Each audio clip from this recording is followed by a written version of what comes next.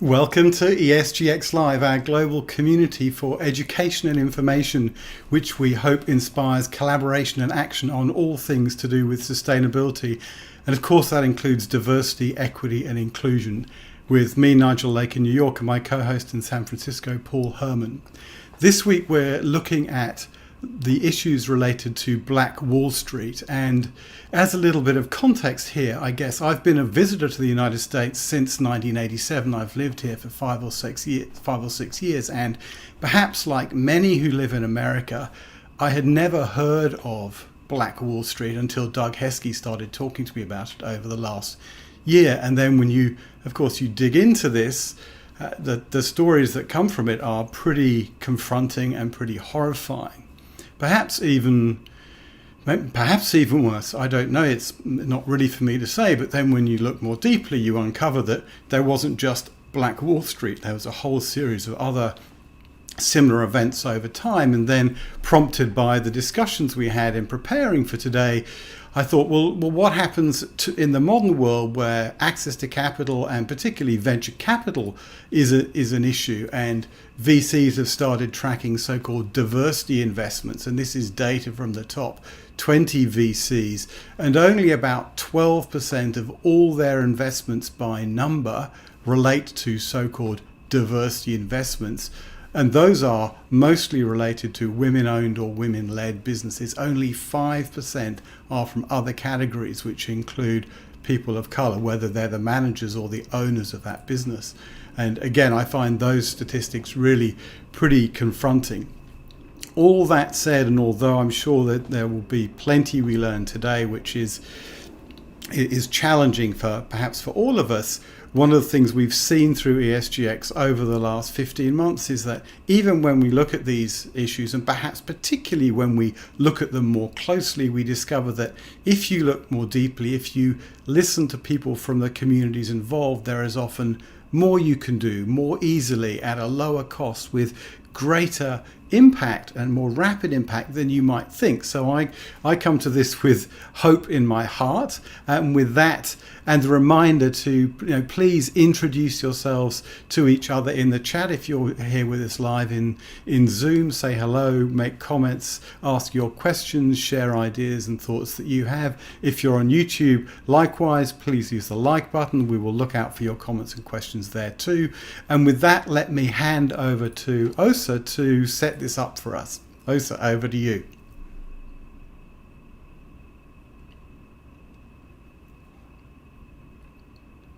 Thank you, Nigel. And thank you everyone for being here today. I'm Osa I here. I am an analyst at New Day Impact Investing. And one of the things I've been doing there is working on the diversity and inclusion portfolio, which is a portfolio that is very near and dear to my heart. I grew up in Nigeria, and by the time I was about 19, I moved into the United States, and I became very, very aware of the stark differences between racial classes in the United States. And one of the things that I found that has worked and has helped me immensely has been being able to tap into financial access, being able to have tools, be it loans, be it savings, be it investments. But I think that in my case, I happen to have been one of the fortunate few who could have the access to that. But the work we're doing here at New Day is trying to bring this portfolio and this access to everybody on two fronts. One, it's in the idea of we want to create a product that allows people who have traditionally been excluded from the financial markets access with a good product that actually gives them a first foot into the market. But also, on the other hand, we want to emphasize and reward companies that do well in diversity and inclusion. So by bringing these together, we can have both a pathway into the financial system and also to reward and highlight companies that are doing well with diversity and inclusion. And if you want to learn more about the diversity and inclusion portfolio on New Day, you can check it out on the New Day's website under diversity and inclusion. And today we have a a good array of speakers here to speak with us. These are people that I'm, really honored, and people I have read about, and I'm really, really proud to be introducing them. First of all, we have Dr. Oliver Spencer, who is an educator, he's an author and a humanitarian, and also an entrepreneur. He's been a superintendent for over 4 decades. He worked in government as a commissioner, and he's also a motivational speaker. We also have Dr. Dolores Henderson. She's an educator, and she's the CEO of Dolores Works in Minnesota. She helps students of color achieve academic success. We also have Ron Homer, who is an accomplished investment manager. He's the founder of Access Capital Strategies, and he's currently the chief strategist at Impact Investing at RBC Global Assets Management. And also we have Dr. Hannibal Johnson. He's a Harvard Law School graduate. He's an attorney, an author, and a consultant. He taught at the University of Oklahoma, and he also serves on the board of the Federal 400 Years of African American History Commission on the 1921 Tulsa race massacre, which is what Nigel was speaking about. His book, Black Wall Street 100, an American city grapples with its historical and racial trauma, which it chronicles the African-American experience in Oklahoma and its impact on the African-American history and the American history at large. I think all these speakers are very well versed in the topic, and I think we'll have a really, really informative and educational time today. I'd like to hand over to Dr. Oliver Spencer. Thank you, ASAP. Today we will discuss 3 questions. They are centered around Black Wall Street and investment for economic inclusion. We're very pleased to have this opportunity today to share with you, our audience, information about Black Wall Street and how it's very important to be included in this whole process of economic enhancement. To set the framework for this conversation today, we must remember that in order to have economic equity, we must have income, opportunity, exposure, and inclusion. These 3 areas will provide access to resources that will serve to enhance underserved individuals and communities. As has been mentioned previously, 1/2 of Black households in America have been excluded from financial access, and this is not good. It is now 100 years since the Black Wall Street massacre. Though some actions have been taken, there remains huge disparities in both opportunities and outcomes. Today's program will focus on 3 questions. Number 1, how far have we come since Black Wall Street in the US and around the world? 2, what are the barriers to delivering true economic inclusion in our society? And 3, what can we each do to help deliver the changes that are needed? With that being said, let me take this opportunity once again to introduce each panelist, who will provide you with a brief statement about themselves. Beginning with Hannibal Johnson, who, as has been mentioned, is the author of Black Wall Street 100, and he is a graduate of Harvard Law School. Secondly, Dr. Dolores Henderson, a retired school career principal and district administrator who has served over 5 decades in education. And thirdly, Ron Homer, who is a financial expert and a banker and is president of Access Capital Strategies. With that being said, why don't we start off with you, Hannibal, if you will. I'm Hannibal Johnson. I'm an author, attorney, and consultant. I have the pleasure and privilege of serving on the Federal 400 Years of African American History Commission. I recently served as education chair for the 1921 Tulsa Race Massacre Centennial Commission, and also local curator for Greenwood Rising, which is a world-class history center that we built on the corner of Greenwood and Archer to tell the complete narrative of the Greenwood district. Thank you. Dolores?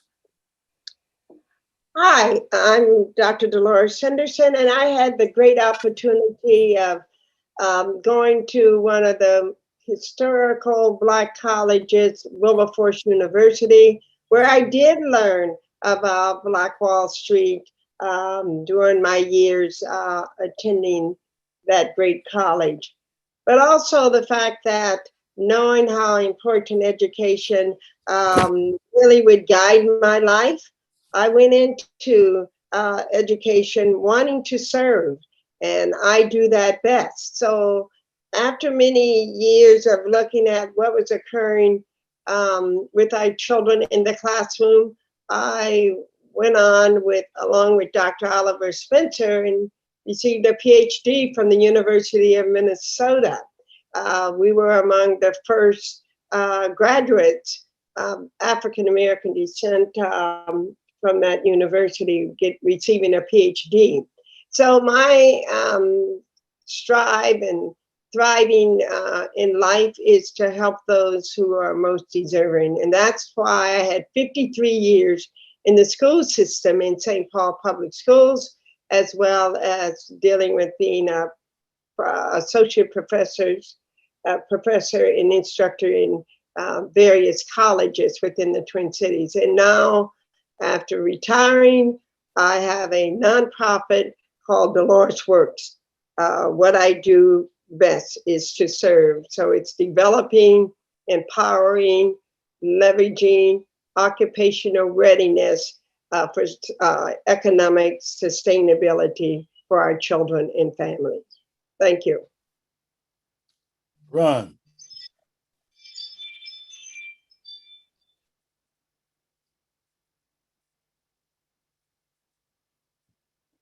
We're not. Oh, you're on mute. Ron's on mute. Okay. Thank you. I don't know. This is my 1000th Zoom call, and I still haven't got that right. I was born and raised in Brooklyn, New York, the bedside section of Brooklyn, New York, and went to college in the 60s, right during the period of all of the most important civil rights legislation. In my early childhood, I saw Bed-Stuy go from 75% white to 85% Black. And at the same time, I noticed the difference in that community in terms of absentee landlords, poorer education facilities, lower services, etc. And as a result of that, while at Notre Dame, one of my roommates became the first Black mayor in Alabama. Another of my classmates became the Chief Justice of the Minneapolis Supreme Court, Alan Page. I took a route of going into banking because I believed and still believe that the key to social progress is economic progress.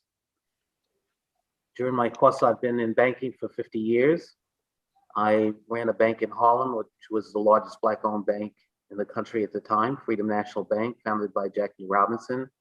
I went on to Boston to found a bank called Boston Bank of Commerce, which is now One United Bank, which presently is the largest Black-owned bank in the country. I started an investment company called Access Capital, designed to foster home ownership and small business development within low and moderate income communities. Sold that business to Royal Bank of Canada, would still oversee that product, as well as our other impact investment strategies that deal with racial equity, climate change, and other important social issues. Thank you, Ron. Well, this is an exciting time to begin to delve into these questions that we are going to address today. And as I mentioned previously, we've got an excellent panel here.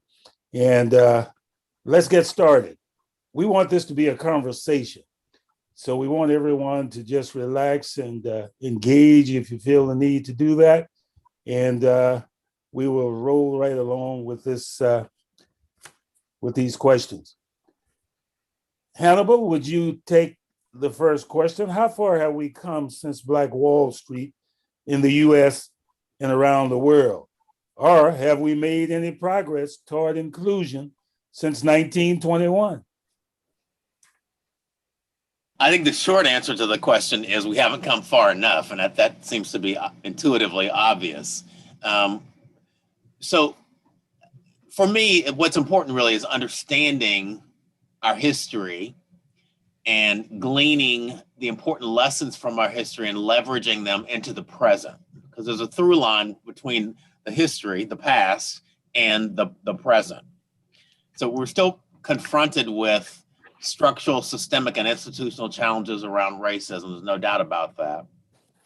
But we also, I think, are to some extent bedeviled by psychological challenges based on not knowing the possibilities that exist in our own history. 100 years ago in Tulsa, Oklahoma, where I am, there were Black folks doing remarkable things in the commercial arena. And we have not done a good job of transferring that knowledge across generations such that Black kids today understand that they have these historical role models, that they understand the Black Wall Street mindset, which is the psychology of achievement and advancement in the business and commercial arena. So we've come some distance in terms of diminishing some of the structural and institutional barriers, although barriers obviously still exist. But we could do a lot more in terms of instilling within ourselves the psychology of success, achievement, and advancement. That was really the foundation for which was really laid by our forebears, including the folks who created the remarkable Black Wall Street district in Tulsa. And Dr. Spencer, I'd like to applaud Mr. Johnson for those comments because he's absolutely correct. As an undergraduate student at Wilberforce University, it was like a mindset for us to look at how we could accomplish closing the wealth gap in our cultures, in our culture, and dealing with each other. But it started with us, as Mr. Johnson just mentioned. It's dealing with the psychology of understanding this is what we need, and that we did have people 100 years ago who knew how to do it, and they did it. And I think we're going to have to deal with the paradigm shift and begin to instill and use that same type of psychology with our people, with African Americans today. Well, you're absolutely right. Both of those comments were timely. When we think about growing up, and I mentioned several times I grew up in the South, where my parents were hard workers and taught us the value of work and trying to establish our own businesses, even back during that time, which they had businesses. But let me just go to Ron to get his thinking on the same question. Ron? Yeah, so, I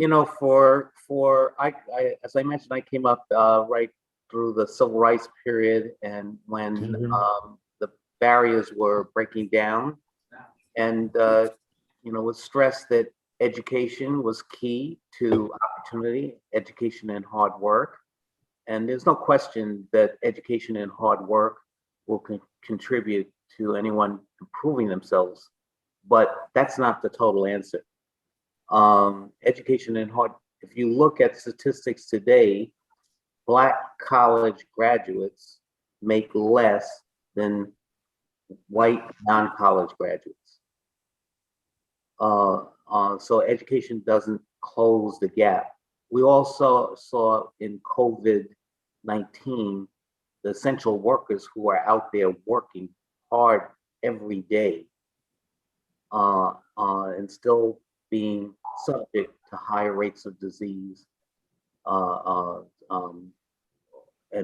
inequities, and in many instances were the first to lose their job. So I think going back, the key to, and one of the problems that happened over the civil, at least in my generation, is that many of our best and brightest left the community because they thought it was their obligation to integrate and become part of larger institutions. So we have a Barack Obama, we have Harvard Law graduates that go on to big prestigious firms. We've had CEOs of Fortune 500 companies.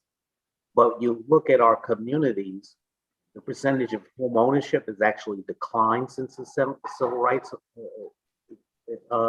The number of small businesses in the community have declined, and home ownership and small business development is a key to economic development. It's the first step, and they're interlinked. Also, it provides stability for communities. It provides role models. It provides helping hands. It provides angel investors. It provides so much. So in many respects, I think if you are someone who is embedded in some of our most underserved communities and urban centers, you have less advantage than you had back in Tulsa. And that needs to be corrected. A participant in all of this has been government policy, starting with the FHA, which helped most white suburbanites coming back from the war buy homes in suburbia, build up communities. The FHA's policy when it came to making mortgages in Black communities was to redline and to say you can't get a mortgage in these areas. We had urban renewal where it didn't take people with guns to go into urban centers. It took government action just declaring areas were going to be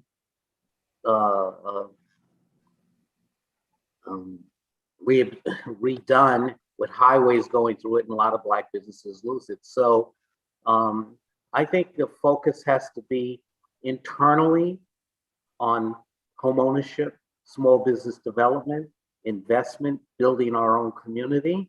I think externally in promoting government policies that reinforce those objectives as opposed to provide barriers to it. Very good. You know, one of the things after listening to each response, one of the things that I think is so very important is that we need to make sure that as we look at our young people today, they need to understand that it doesn't matter where you come from, that determines where you can go. Right. And I look at, as I mentioned previously, my upbringing. You know, I always thought, my parents always taught me that I could do whatever I had a heart to do. If I applied myself, I never gave up and refused to quit and to move forward. Well, you know, when you're young, you don't understand a lot of this stuff. You know, we had to work. They taught us the value of work and looking at how to gain not wealth necessarily, but how to gain resources that would help us to accomplish many of our goals. I remember having a savings account at about 4 years old. And I remember having a snow cone stand where I sold snow cones to the kids in the neighborhood. Those were opportunities to have income. Now, it wasn't very much because you could buy a soda for a nickel. Let me use that, 5 cents. And I loved donuts growing up. So I would go to the bakery. We had to walk. We didn't have a car. So I would go to the bakery and I would buy a dozen donuts with my parents. And I would come back and sell donuts. So that instilled in me the ability to know that these are opportunities that can enhance my growth and develop and gain resources. And that's the kind of thing, I think that's one of the things we need to begin to teach our kids. But first of all, we've got to get Black Wall Street into our curriculum in schools. Absolutely. It's not being taught, and if it is, That's I'm right. not aware of it. I think it started in Oklahoma. Is that right, Hannibal? Early on. Yes. Well, so part of the problem here has been historically the history has been excluded and when included marginalized in terms of the history curriculum. So it's only recent vintage that the history's been more incorporated in a more fulsome way. That's a relatively recent vintage. So we're still doing a lot, working to get the history better incorporated. We're doing things like working with the State Department of Education to make sure that questions about the history, for example, are incorporated in state mandated tests, because that gives teachers yet another incentive to teach the history. The Centennial Commission created a Teachers Institute in the summer to teach teachers not just the substantive history, but also pedagogy. How do you teach this history to various age groups? If I could, I want to just follow up on something that Ron said that I think is worthy of discussion. The whole notion of what defines a Black community. We have to get away from, I think, the geographic definition of a Black community, because that's dissipated. One of the things that destroyed Black Wall Street was integration. The fact that that commerce opened up and Black people could spend their dollars elsewhere. Guess what? They did. And it undermined the financial foundation of the community. So we live in the information age, and we have great technology where we can connect in other ways beyond the mere proximity of geography. And we have to think about how we can leverage that to create dynamic cultural institutions that are supported by us. Yeah, I would agree. When I talked about community, it's not just geography. Community also means that you see your welfare in the welfare of others also. And that you can create wealth by helping your community create wealth, not by you just individually amassing wealth yourself. And that is what I think is going to be the key for changing the dynamic among the broader diaspora of the Black community, in that we have to understand that our sum total of our wealth is embedded in the wealth of the overall tribe. And I think one of the things that has happened, and many of my peers who came into business and industry as pioneers, we lament the fact that maybe our children don't have the same sense of interdependence with others, the same sense of sharing, the same desire to mentor and to bring others along, and the same desire to speak out within their institutions around opening up the doors. And so,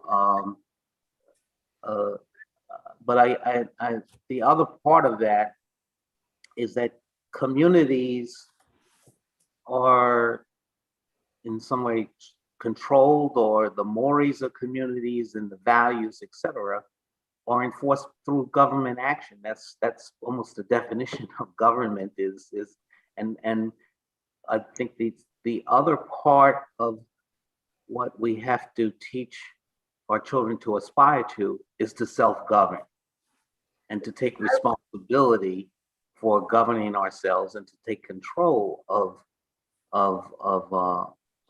the areas, you know, of our community. I don't think it's without I don't think it's serendipitous that there's so much emphasis as the demographics change, that there's so much attention around voter suppression and voting rights, et cetera. So we're seeing right in our eyes the fact that people are understanding that maybe control may be passing in this one important aspect, and that may be a driver of wealth. We also have to understand that wealth is not necessarily in today's world because of knowledge and technology, et cetera. It's not a zero-sum game. At one point, you wanted cheap labor because you needed it to build bridges and highways, et cetera. Today, Amazon and Facebook and these powerhouses, they're dependent on people making more money so they can buy more consumer goods, et cetera. And so I think the whole dynamic of wealth creation has changed also. I think with both of the previous speakers, I feel very strongly that everybody wants to identify as to who we are as a Black community or Black person. And when you talk about government, they came through the Black communities and dealt with the division with freeways. That's one thing that destroyed many of our communities. And so when you talk about geography and talk about demographics, that's a part of the government. And we have to realize that. I agree that wealth is not just dealing with monies, but wealth is also property. And when you look at that, property even today is being taken away from Blacks because of lack of taxes or lack of employment. And that's government and workforce. So I think we need to understand what is happening here. As an administrator and educator, coming from a family of 17 children, one mother, one father, we were taught that you had to work hard. I agree, but you also needed that education. And I think it begins with us as a community again, stressing to our children that first of all, you're a listener. And secondly, you need to gain control of who you are. So the fact that people are always trying to identify our Black community and our Blackness, is what our young people are talking about today. Let me be who I am and who I know I am, and then I can begin to look at the world around me and begin to invest. But accessibility has not always been there. And hopefully we're going to see more of it. And as Mr. Johnson mentioned, and as I mentioned earlier, I had Dr. Wright, who was taught economics at Wilberforce, and he really, and Dr. Isabel Askew, who taught history. That's where I learned about Black Wall Street. And I think we have to make sure it's embedded within the curriculum throughout the United States, as well as other countries, about what happened 100 years ago with a group of Black folks who knew the meaning of what it was to deal with wealth. Well, one of the things I think that's significant, as you all have alluded to, is the fact that we need to have sustainability. How do we garner the idea and change the focus of our community to understand the dynamics that will create the kind of outcomes that we desire? How do we do that? So I think that I'm been involved in something called the Initiative for Competitive in the City, and some of the areas in which African Americans are concentrated are among potentially the most valuable land in the country. They're close to rail stations, they're close to airports, they're close to hospitals, they're close to educational facilities. There are two programs that have been instrumental or very important for the development of our overall communities in our country. One is Fannie Mae, which was designed, and Freddie Mac, which was designed to make home ownership more accessible. And the other is the SBA, which provides financing for small businesses that can't get it from banks. The truth is that we're underrepresented in mortgage loans with Fannie Mae. Actually, the crisis showed that most African Americans got their loans through subprime or other non-traditional lenders as opposed to the traditional areas. And in the year before COVID-19, only 4% of all the SBA loans in the country went to African American business people.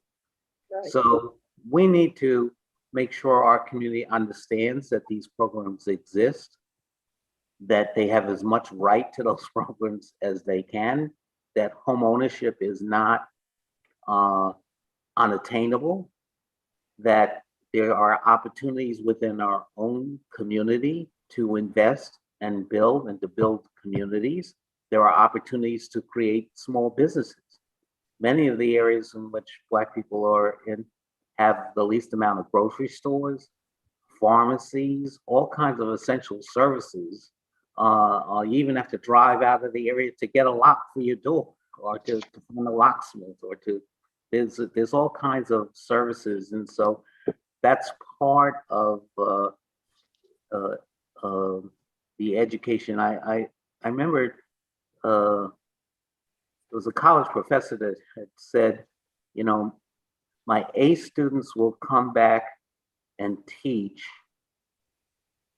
but my C students will come back and build a library. There's a little bit of truth to that, in that I remember at Notre Dame, many of the people who donated the most money to the university were people, you know, I'd see these buildings, the name, and what did he do? Oh, he sold toilet paper to the Chicago school district.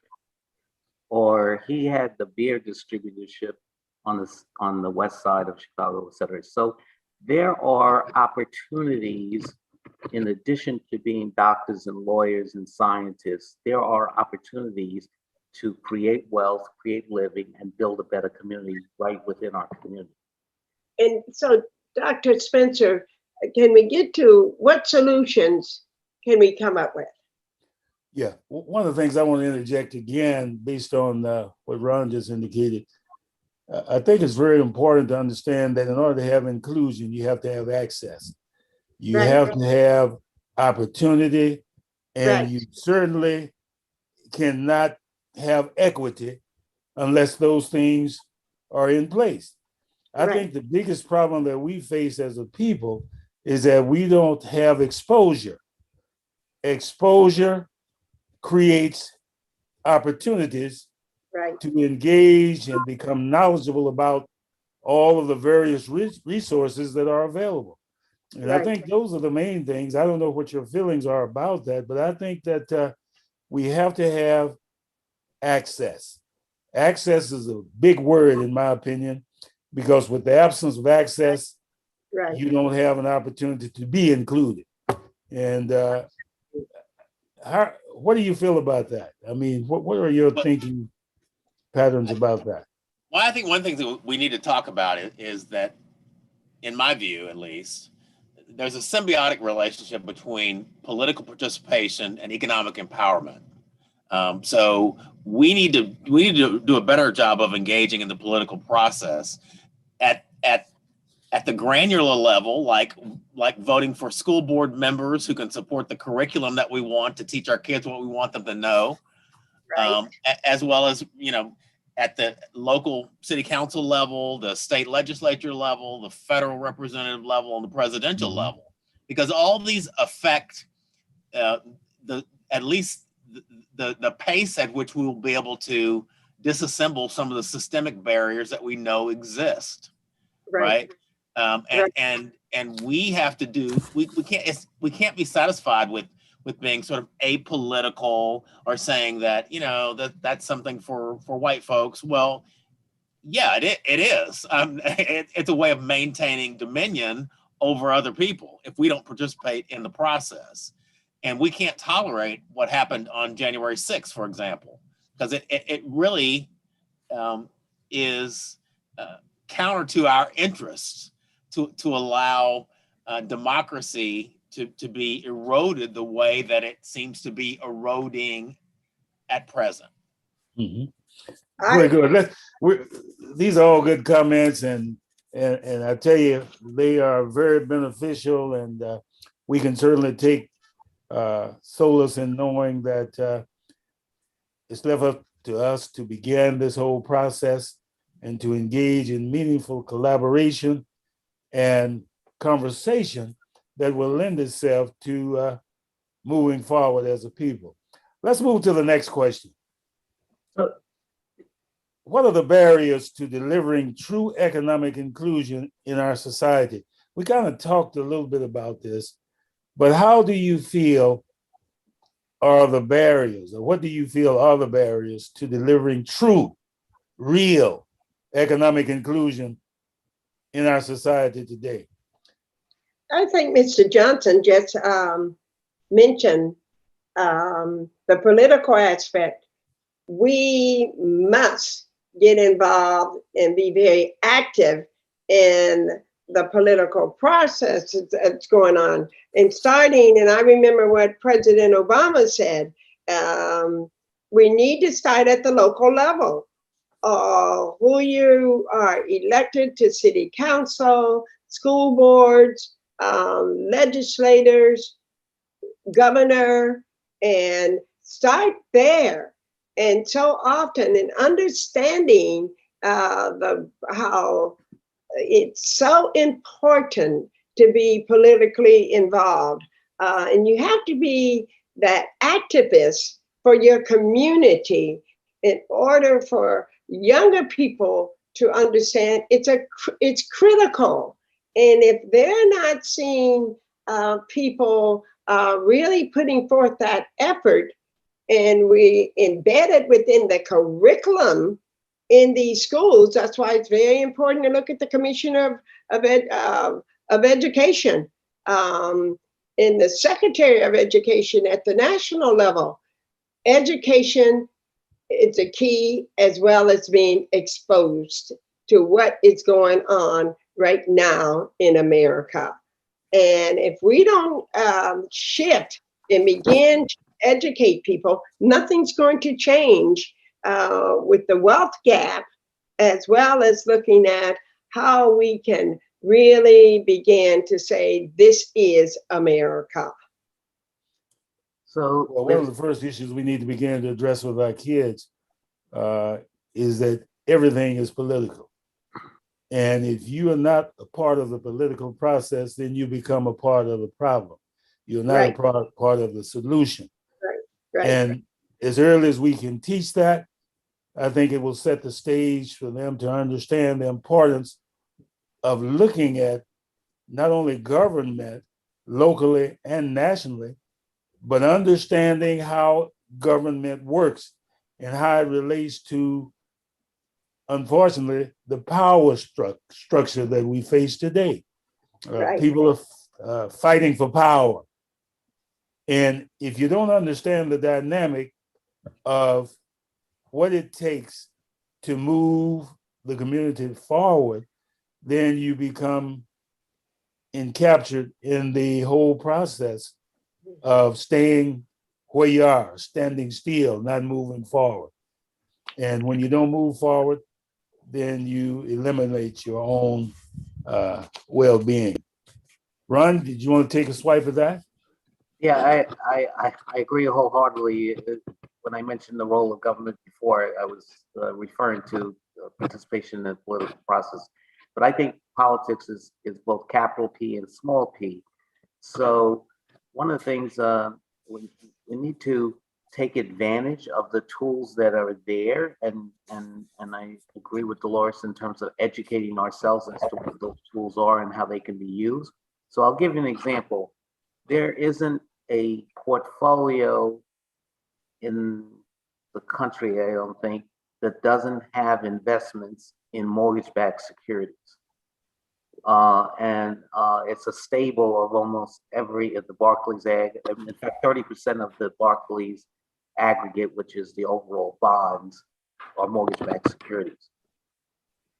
You can actually create Fannie Mae and Freddie Mac mortgage-backed securities that will actually perform, for a lot of reasons, well, I won't get into, better than generic Fannie and Freddie securities.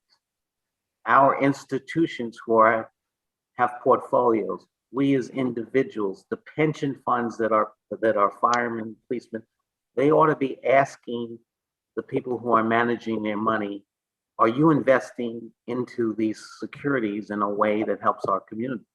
And if not, why not? Because we have, I mean, part of what I do is create portfolios made of loans that are targeted for development of lower income communities. And we've proven over 20 years that these portfolios will outperform. So we not only have to be conscious of the school officials and the educators, et cetera, but also where we keep our money, where people who want to be allies to us keep their money, whether it's foundations who are trying to deal with racial disparity, whether it's educational institutions, whether it's public funds. We have to start asking that question. How are you investing the money that you're entrusted with for the benefit of the overall community, just not certain communities? So you believe that that's one of the barriers that prevents, keeps us from being able to deliver true economics? Well, money, so the political process is a part of a process determined where capital flows. And so in order to grow, you have to attract capital. And I'm saying that within our own community, there are tools and there are things that we can do that will make our communities attractive for capital. And one of the barriers, and it's a self-inflicted barrier in some respect, is just having our community understand what those levels are and using them more effectively. How do you get this out to the community as a lay person? How do you get this information out to the community? Oh, I think by supporting home ownership in the schools, teaching kids how what's the value of that, by promoting the fact that yes, you could be a doctor and lawyer, but you could also be a retailer, or you could be in fintech, you can go into business. We have to widen the horizon of our community and youth as to how to create wealth and how to do it through investing in our own community. I think also it's to promote equity and inclusion through assets of finance, and to build the capacity of local accessibility to finance. And let's begin to look at credit. You can't get an apartment unless you have a certain credit score. And that's unfortunate. But the credit lines of what we so often will not have in the community, and not understanding how to deal with increasing their credit score. And that comes in with financial literacy, where we need to begin to teach, that should be part of the curriculum in these schools, starting as early as kindergarten. And someone might say they don't really understand, but you can get it at that level of understanding through the curriculum in which the teacher or administrator is instilling within within the curriculum. I think that our community so often are not aware of how to deal with increasing their credit scores and dealing with credit lines. And so when we talk about businesses, we have to have that accessibility of finance, being able that these companies want to finance women-led, for example, women-led businesses, and looking at gender fairness and looking at how they can invest in various activities to deal with the pathway of increasing economic inclusion within America. So there are some ways that we can do it, but we must go into our community and begin to teach. Right. Action speaks louder than words. I think also our leaders, though, have a responsibility, leaders like ourselves, to promote our communities in a different way. When I came up with, and as I mentioned, the post-civil rights area, you had many leaders who said, you need to invest in this community because we have high levels of drug, or we have high crime, or we have this. And it was always around how the pathology of the community as a rationale for why certain things should happen. Yeah. And so we competed on pathology. We should be promoting, hey, we have hardworking people. We have land that's available. We have home ownership. We have the ability to provide. I mean, we see time after time how cities become gentrified, where all of a sudden people wake up and say, hey, that was pretty good. That's a pretty good place to live. I'm going to move there, but then we're displaced. So I think Dolores is right, financial education, financial literacy. There has to be a sense of discipline and responsibility within the community. When I was growing up in Brooklyn, it was a tough area, but if I did something 3 blocks away, by the time I came home, I might see somebody waiting for me with an admonishment, and sometimes it was physical because someone called up my parents and said, Ron was out doing X, Y, and Z. So we need to instill discipline in our communities also. But there are opportunities, and the mantra for it should be invest in America and invest in this part of America, because it's going to make us stronger. It's going to make us all better.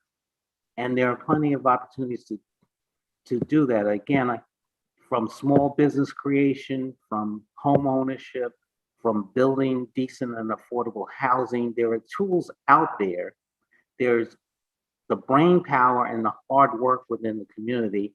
We just need to focus on marshaling it and directing it with the purpose that we will be a better and stronger country if the wealth within the Black community approximates the wealth that's in the white community.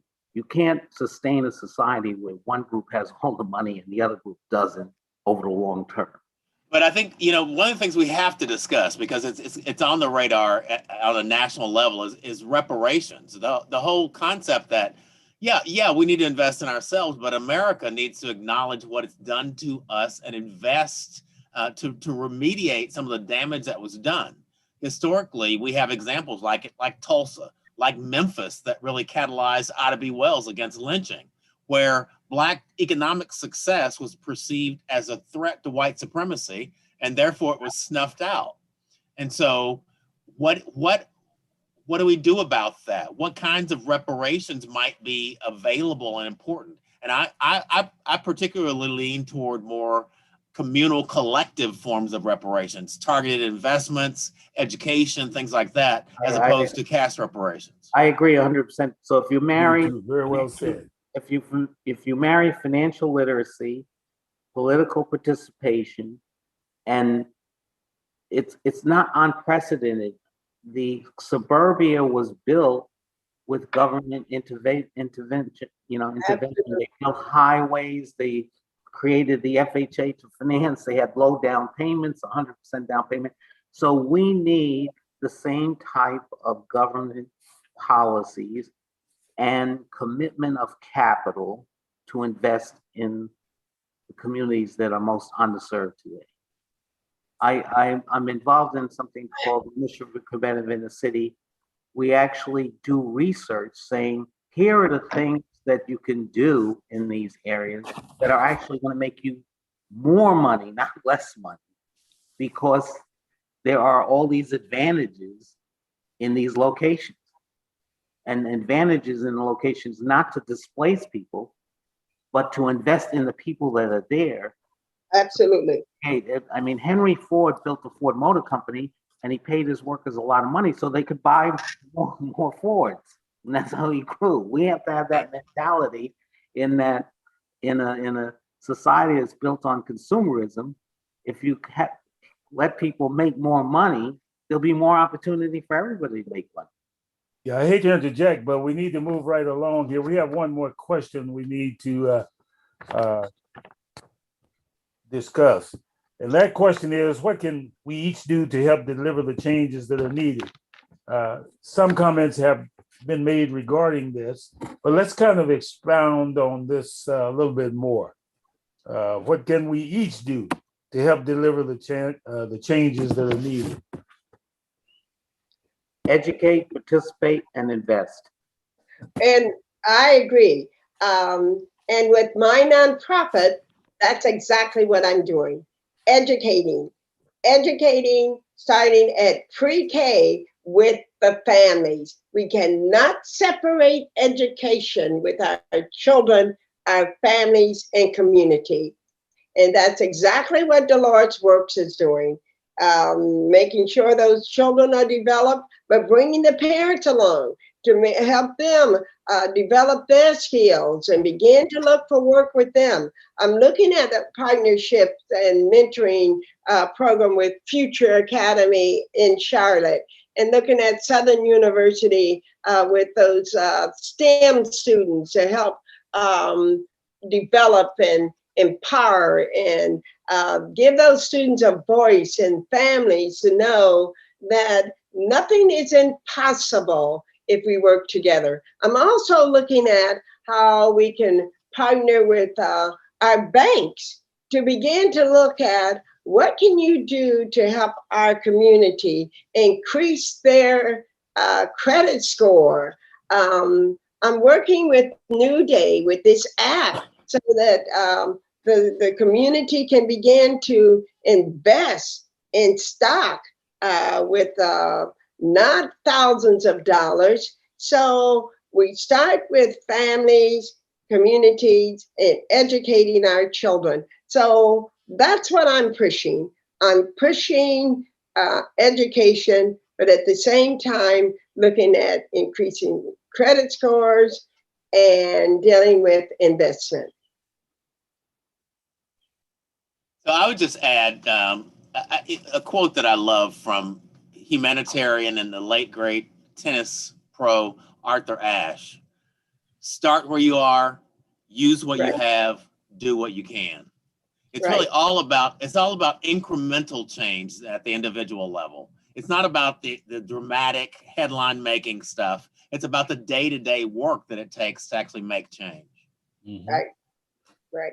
Let me just inject a resource that you might want to look at if you have not done so, and it's community-rooted economic inclusion. It's a strategic action playbook that's put out by the Brookings Institute. So I had a chance to review that, and it certainly lends itself to a process that can be employed in the community that will serve to have economic inclusion. All right. We have had a great dialogue here today, and I see there are a number of questions, I believe, in the chat. But I really appreciate the honest back and forth that we've had today. I really appreciate the guests, and we have to begin to continue this dialogue and conversation about inclusion, because it has been absent from us as a people for many, many years and still is. So the bridge has not been built yet. And we have an opportunity to build that bridge if we start early on in our schools at a young age with our children. We have a manual out called the First and 10 Team Mentoring Manual. And in that, one of the tenets is the teaching of entrepreneurship at an early age, ensuring these youngsters how to start businesses, how to begin to think about the business acumen. And I think that's what we have to do from my perspective. We have to begin to teach at an early age. And it comes from education, which is the primary source of growth and development for all of us. And all of us can remember our teachers. No one, regardless of what your profession is, has not had a teacher in their life. And so thank you very much for being a part of this discussion today. And I know that as a result of this, we all can go from here and begin to address those issues that plague our communities. We have one more comment here, and it's from Anita. Anita is my wife of 51 years, and her father grew up in Tulsa. His parents were from Tulsa, and they lived through the massacre. And I would like to give her an opportunity to share just a quick thought, if I can, Nigel, about that. Please go ahead. I look forward to hearing it. All right. We're going to have to switch seats here a minute. We're not technologically advanced. So I'm going to let Anita come in. And hello, everyone. Thank you for the opportunity. This has been an excellent discussion. We have really found out how to go about developing ourselves with wealth. And we have also learned some of the areas that we need to focus on in order to be able to help ourselves with developing wealth. And it's not so much the wealth of a person with money, but it's with having the opportunities that we need to develop our children and help our children to develop. There's an old saying that in order for one to successfully move forward in life, it's important to know from whence one comes. I am Anita Faber Spencer, and this is just a short profile of my dad. My brother, George Arthur Faber II, and I are the son and daughter of George Albert Faber, who was born post-Wall Street Massacre, May 1922, to George Washington Faber and Frances Lovey Wilson Faber. Our grandparents and our uncle lived through the Tulsa Massacre and felt the explosion of racism and non-inclusion, which they shared with my dad. And he shared the stories with my brother and me. One story in particular that was vivid in his memory pertaining to the devastating massacre was Zion Baptist Church. It was talked about constantly in his home as he grew up. It was the destruction of the Zion Baptist Church that he actually experienced himself. He told us that they raised over $50,000, he was told, back in the 1920s. And the church had just been eloquently designed and built and finished in 1921. And it became one of the first targets from the sky with airplanes flying over and dropping bombs. It took years for them to clear away the bricks and rubble. His memories were of himself and his family attending Sunday school and church many years in the basement after the rubble was cleared away. He exemplified the self-motivation, determination, intellect, and enterprising entrepreneurship that he garnered from his parents, family, Zion Baptist Church, Booker T. Washington, and of course, rebuilt Black Wall Street. My granddad was a Pullman porter and my grandmother a housewife. After the massacre, my grandfather took ill. Then my family status changed. However, with so much pride, my dad would often say, we were poor. But on Black Wall Street, our money would turn over 7 to 31 times even after the massacre. Before the massacre, it turned over more than that.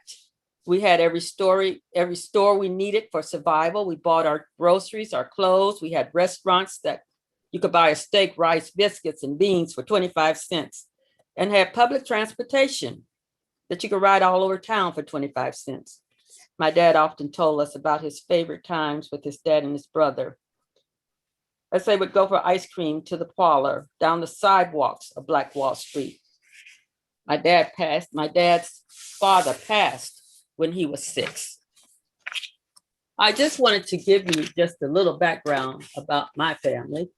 My dad was told about the Black massacre. I mean, the massacre, even though he was not a part of it, he, of course, experienced some of it. And so we heard about it in our household.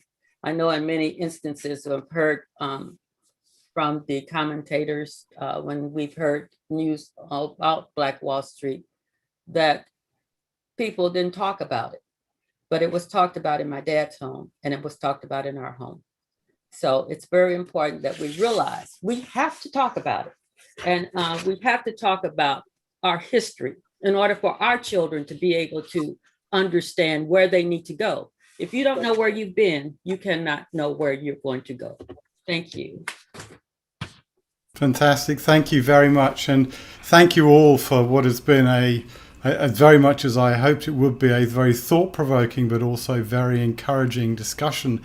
And I thought I'd just end with a couple of reflections on it. You know, we've talked about the importance of everybody, starting from young kids, being the encouragement to start somewhere, planting the seeds of taking responsibility for creating your own opportunities, for planting seeds of financial literacy from a young age. We've talked about the need for support for investment into small businesses to help people create their own businesses, to own their own homes. And some of the solutions here are small, but I'm very aware that, for those of us like me who have had a much easier journey, some of the barriers and actions that are required are kind of easy to take for granted because you don't experience them in your own life. So seeing all of this and hearing all of this, I think, is incredibly useful. And Ron mentioned the ideas of educate and participate and invest. You can do that in yourself and you can do that from the outside. So it doesn't matter where you're coming at this discussion from. You can contribute and help the education of others. You can encourage participation in how you spend, in how you employ people in a business if you own or manage one, and how you invest yourself, whether that is large-scale financial investment or the small-scale decision you make every day about, where do you go and buy things, where do you buy your coffee or your food or the restaurants you visit. And I think that the point about the Arthur Ashe, the quote from Arthur Ashe touched me. My son graduated high school last week, so he's at the beginning of the next adventure in his own particular life, and there was thankfully an in-person graduation ceremony at the Arthur Ashe Stadium in New York, which is a spectacular setting for it. And absolutely this thing about making use of what of where you are and what you have and doing what you can, I think again applies to all of us. So I think this has been an incredibly, I hope for everyone, a really helpful and uplifting discussion. So thank you sincerely. And then just very briefly at the end, let me give a quick preview of what is coming up next week. We have a discussion which, funnily, we talked about in the introduction before we went live today about the importance of our oceans and what they can do. And I know we've seen this week really crazy weather in Canada, a renewed focus in many areas on climate change, which of course affects many communities. And this will be a discussion with a series of guests, all from Latin America, talking about the blue bioeconomy and what we can do to make greater use of our oceans.